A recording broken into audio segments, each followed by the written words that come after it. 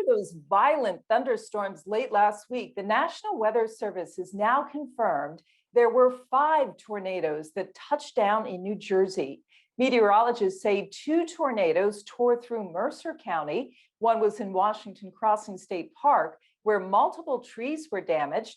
Meteorologists estimate the tornado's top winds reached 115 miles per hour. Another tornado hit the Windsor section of Robbinsville. These latest confirmations come after meteorologists confirmed a tornado touched down in Verona, Essex County, and 2 more in Ocean County, where 3 people were injured and dozens of homes were damaged on Long Beach Island. Based on the count of 5 tornadoes, last week's storm is tied for the second biggest tornado outbreak on record in New Jersey history, going back to data from 1950. The biggest outbreak ever, 7 tornadoes in one day, occurred back in 1989.